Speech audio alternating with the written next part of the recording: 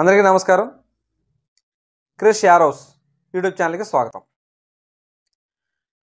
చంద్రబాబు నాయుడు గారు ఒక మంచి కార్యక్రమానికి శ్రీకారం చుట్టారు. అదేంటంటే, ఎవరైనా అవయవదానం చేసి నేను చనిపోగానే నా అవయవాలు డొనేట్ చేస్తున్నా అని చెప్పి సబ్మిట్ చేసి చనిపోతే కనుక వాళ్ళ కుటుంబానికి, వాళ్ళ వెనక ఉన్న కుటుంబానికి 10,000 రూపాయలు ఇచ్చేలాగా, అంతేకాకుండా శాలువాకి, పూలకి, ఇతర సామాగ్రికి ఒక 1,000 రూపాయలు అదనంగా ఇచ్చేలాగా ఒక జీవో పాస్ చేశారు. ఇది చాలా మంచి విషయం. ఇంకా అద్భుతమైన విషయం ఏంటంటే, ఇందులో ఇవన్నీ చేయడం వల్ల కుటుంబానికి లబ్ధి చేకూరుస్తుంది. అలాగే కాకుండా కార్యక్రమాలు అనేవి యథావిధిగా జరిగిపోతాయి. కానీ చట్టపరమైన లాంఛనాలతో తీసుకెళ్తారు. ఒక ఆర్మీ జవాన్కి కానీ, లేకపోతే సమాజంలో మంచి పేరు ప్రతిష్టలు ఉన్న వ్యక్తికి కానీ ప్రభుత్వ తరపు లాంఛనాలతో వాళ్ళని సాగనంపుతారు. అలాగే ఇక్కడ కూడా ప్రభుత్వం తరపు లాంఛనాలతో, అంటే చనిపోయినప్పుడు ఒక ఐఏఎస్ ఆఫీసర్ కానీ, లేకపోతే వాళ్ళ అసిస్టెంట్స్ కానీ, లేకపోతే రిటైర్డ్ జడ్జెస్ కానీ అవయవ దానం చేసిన అందరికీ కూడా వాళ్ళు వచ్చి గౌరవ వందనం తెలిపి శ్మశానానికి సాగనంపుతారు. అసలు ఎంత మంచి విషయం అంటే ఇది. ఇప్పుడు ఒక సాధారణ మనిషి, అతనికి చాలా కోరికలు ఉండొచ్చు, చాలా విధి విధానాలు ఉండొచ్చు, కానీ సడన్గా చనిపోయాడు. కానీ అవయవదానం చేసి చనిపోయాడు. అవయవదానం చేస్తున్నా అని అంటే మంచి కాజ్, మంచి ఆలోచన వచ్చినట్టు, అతనికి గుడ్ కాజ్ అది. ఆ వచ్చినప్పుడు అతను అవయవదానం అవి పేపర్స్ మీద సైన్ చేసి అది సబ్మిట్ చేసిన తర్వాత అతను చనిపోతే 100% ఇవన్నీ అతనికి వర్తింపజేస్తారు. ఒక సాధారణ మనిషి చనిపోయినప్పుడు కొంతమంది నలుగురు వ్యక్తులు ఆ కూడా వెళ్ళడానికి కూడా కొంచెం ఇబ్బంది పడతారు.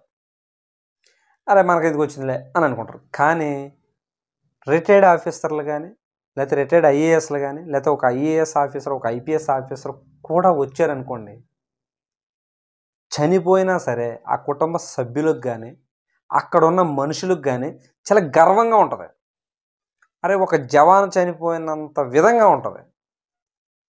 గౌరవ సత్కారాలతో మర్యాదగా సాగనంపడం అనేది అసలు చాలా మంచి కార్యక్రమం. దీన్ని 100% అప్రిషియేట్ చేయాల్సిందే. ఇది ఎవరికి వచ్చిన థాటో తెలియదు, కానీ చంద్రబాబు నాయుడు గారికి మాత్రం ముందు గౌరవ వందనం తెలపాలి. ఎందుకంటే ఇటువంటి థాట్స్ మంచి ఆలోచన ఉన్న వాళ్ళకి వస్తాయి. మంచిగా ఆలోచించి మంచిగా ఉండాలి. ఇప్పుడు చావుని కూడా రాజకీయం చేసే దుస్థితిలో మనం ఉన్నాం. కానీ చావుని కూడా మంచి కాజులో, మంచి విధానంతో వెళ్ళాలి. చనిపోయిన ఎవరో కూడా అనాథగా ఉండకూడదు. మంచిగా సాగనంపడం అనేది మన కర్తవ్యంగా భావించాలి. అలాగే వాళ్ళకి మంచి చావునివ్వాలి. ఇలా ఆలోచించి వాళ్ళ కుటుంబానికి లబ్ధి చేకూరుతుంది, వాళ్ళ ఇంట్లో వాళ్ళే చాలా ఆనందపడతారు. చనిపోయిన బాధలో ఉండొచ్చు, కానీ ఇవన్నీ చూసి చాలా గర్వంగా ఫీల్ అవుతారు. చాలా గర్వంగా ఫీల్ అవుతారు. కాబట్టి ఏంటంటే, ఏ విషయాన్నైనా సరే తేలిగ్గా తీసుకోకూడదు. అరే ఎవరో పేద కుటుంబంలో ఒక వ్యక్తి చనిపోయారు, ఏమైందిలే చనిపోతే చనిపోయారు. ఇప్పుడు ఆ గౌరవ వందనం కోసమైనా సరే గౌరవంగా సాగనంపుతారు అన్న విషయం, ఇప్పుడు అదేం డబ్బులతో కూడుకున్న విషయం ఏం కాదు కదా. గౌరవంగా సాగనంపుతారు. జస్ట్ అతను ఏం చేయాలి, నా అవయవాలు నేను చనిపోయిన తర్వాత తీసుకోండి అని ఒక సంతకం పెడితే చాలు. చనిపోయిన తర్వాత ఏం జరుగుతుందో మనం చూసి వచ్చామా. కాకపోతే ఏంటంటే, ప్రతిగుణంగా మనం రాసేస్తే చనిపోయిన తర్వాత గౌరవ వందనం అనేది మనకి 100% ఆర్మీ జవానికి లభించినట్టు, ఒక మంచి వ్యక్తికి, సమాజంలో మంచి చేసిన వ్యక్తి లభించినట్టు అవయవదానం చేసిన వాళ్ళు కూడా లభిస్తుంది. కాబట్టి ఏంటంటే, అందరూ అవయవదానం అనేది చేయండి.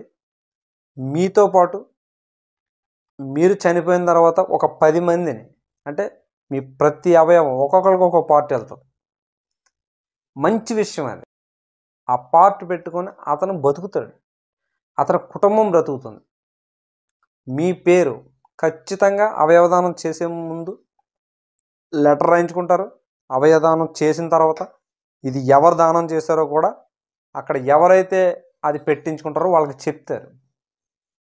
వాళ్ళ కుటుంబంలో సంతోషం, అలాగే ఇచ్చినందుకు మీ కుటుంబంలో సంతోషం, ఇలాగా అందరూ సంతోషంగా ఉండి హ్యాపీగా ఫీల్ అయ్యే విషయం కాబట్టి మీతో షేర్ చేసుకుంటున్నాను.